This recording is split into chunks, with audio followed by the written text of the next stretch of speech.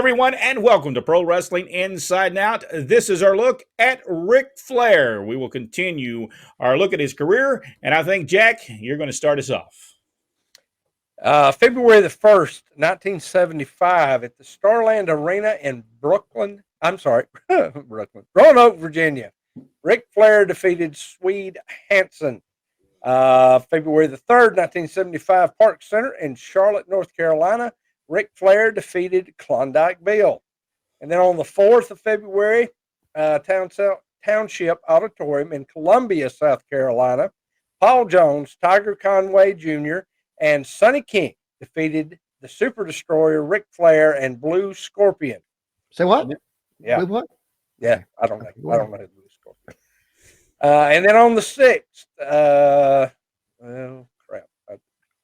Sorry about that. I lost where I was. I think it's February 6th, right? Wouldn't that be the... Yeah. Whatever I said there, y'all just go with it. February the 8th, Lawrence Joel Veterans Memorial Coliseum in Winston-Salem, North Carolina.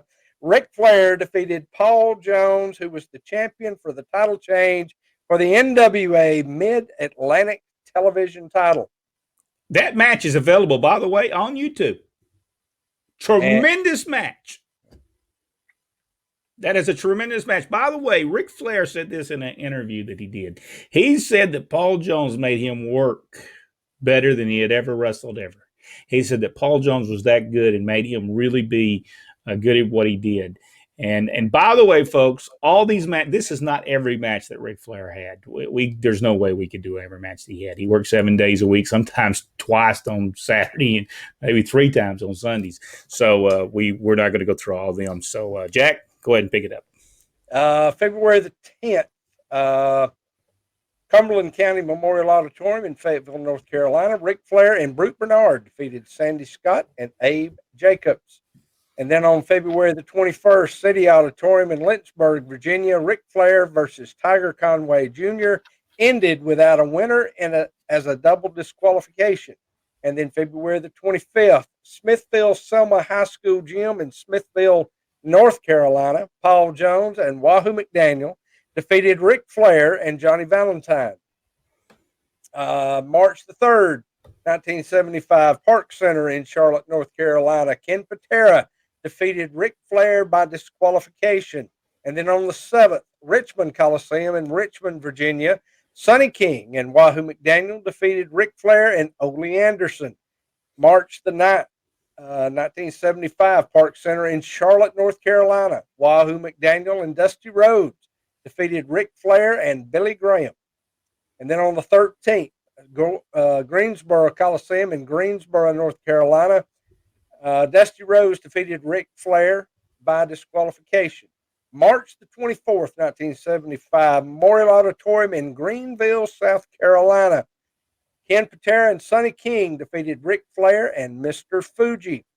April the 5th, Hampton Roads Coliseum in Hampton, Virginia. Rufus R. Jones and Swede Hansen defeated Ric Flair and Blackjack Mulligan by DQ. And then on April the 7th, Memorial Auditorium in Greenville, South Carolina, Ric Flair and Doug Gilbert defeated Sandy Scott and Bob Bruggers. Then on the 11th, County Hall in Charleston, South Carolina, Paul Jones defeated Ric Flair in a lumberjack match. April the 22nd, Township Auditorium in Columbia, South Carolina, Rufus R. Jones and Charlie Cook versus Ric Flair and Doug Gilbert, winner unknown. And then April the 25th, 1975, Richmond Arena in Richmond, Virginia, Ric Flair and Doug Gilbert defeated Haystacks Calhoun and Charlie Cook.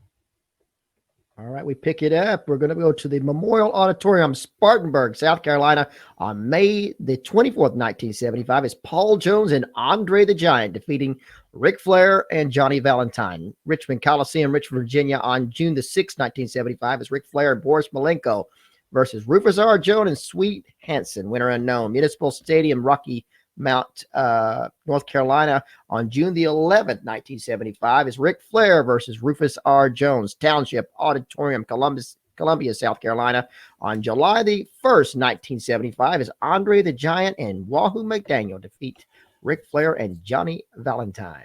I have to make a statement. You know, Ric Flair said he didn't really like to work against Rufus R. Jones. He said he couldn't go the distance with him, as he would say. Now I don't know why he didn't like him. He just said he didn't like him. He didn't think he had great matches with Rufus R. Jones. Plus, him and Johnny Valentine did not agree with the wrestling philosophies of each person.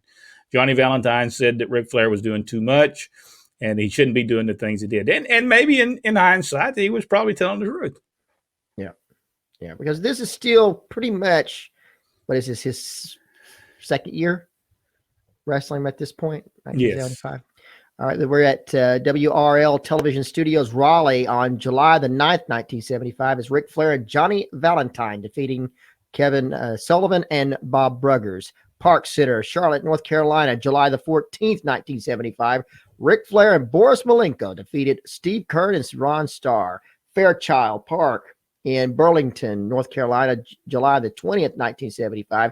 It's Ole and Gene Anderson with Ric Flair against Ken Patera, Tony Atlas, and Sweet Hansen. Richmond Coliseum, Richmond, Virginia, on August the 1st, 1985. Tony Atlas defeated Ric Flair by disqualification. Then it's Richmond Arena again in Richmond, Virginia, on August the 8th, 1975. Paul Jones defeated Ric Flair for the Mid-Atlantic Television Championship. At the Memorial Auditorium, Greenville, South Carolina, on August the 11th, 1975, it's Wahoo McDaniel defeating Ric Flair in an Indian strap match. It's the Richmond Coliseum, Richmond, Virginia, again, on August the 22nd, in 1975. Mr. Wrestling versus Ric Flair ended without a winner as a no contest. WRAL Television Studios, Raleigh, North Carolina, September 3rd, 1975, Ric Flair defeated Greg Peterson. Hampton Roads Coliseum, Hampton, Virginia, on September the 20th, 1975, is Ric Flair defeating Wahoo McDaniel for the Mid-Atlantic Heavyweight Championship. And then the Township Auditorium in Columbia, South Carolina, on September the 23rd, 1975, Mr. Wrestling defeats Ric Flair in a lumberjack bounty match. And that takes us to October the 4th, 1975. Ric Flair, Johnny Valentine, Bob Bruggers, David Crockett, and Tim Woods, and the pilot, Michael Farkas, I think that's his name, were involved in a plane crash. And that would change NWA Championship Wrestling there, Mid-Atlantic Championship Wrestling.